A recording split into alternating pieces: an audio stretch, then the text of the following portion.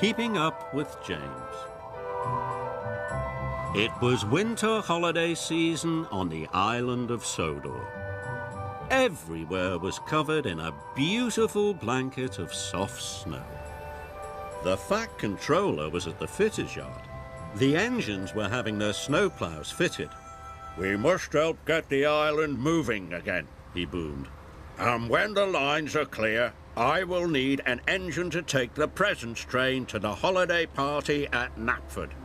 All the engines wanted to take the presents train. It was the jolliest train of the year. "James, you must work with Edward," he said. "Remember, the tracks are icy and you must all work together and take care." But James wanted to finish first and take the presents train. "An old blue slow coach like you is sure to slow me down," he huffed. Later, James and Edward had to take some coal trucks to the coaling plant. James waited for Edward. He listened to the choir and watched all the colourful decorations being put up. James wanted to take the presents train more than they headed for Brendam Docks. "Finish first," James puffed happily. He started to go faster and faster and faster. But he didn't know how very icy the tracks were. His wheels started to slip and slide. "Oh my!" cried James, and he applied his brakes as hard as he could. Edward tried to brake as well, but it was too late.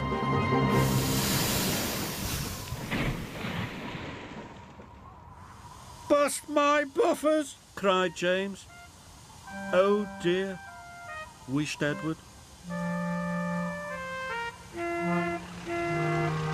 The Fat Controller arrived on Salty. He was very cross. "James and Edward," he boomed. "The tracks were icy and you were not taking care. You have caused confusion and delay."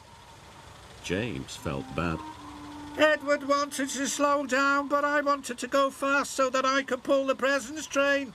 "You won't be doing that now, James," said the Fat Controller. "Edward, you are a reliable engine. You can pull the presents train. But you can't pull it alone. It is a very long train." "Sir," called James, "if I promise to go slowly and take care, can I be Edward's back engine?" The Fat Controller wasn't sure. "Only if you can puff slowly and carefully," he said. James felt pleased. "Edward," he puffed, "I will learn to take care just like you." And so Edward pulled James back onto the tracks.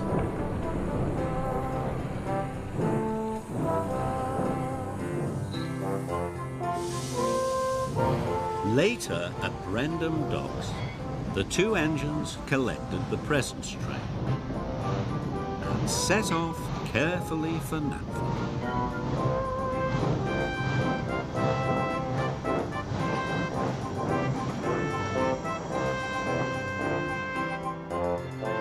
Whenever they came to some icy track, Edward called out, "Slow down." And now James slowed down.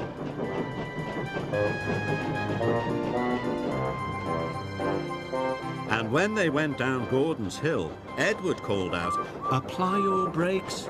And James applied his brakes. So slowly and safely, the two friends puffed into Knapford Station.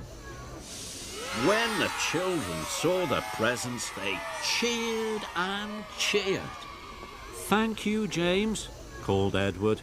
"Thank you, Edward," said James. "You really are a useful blue engine."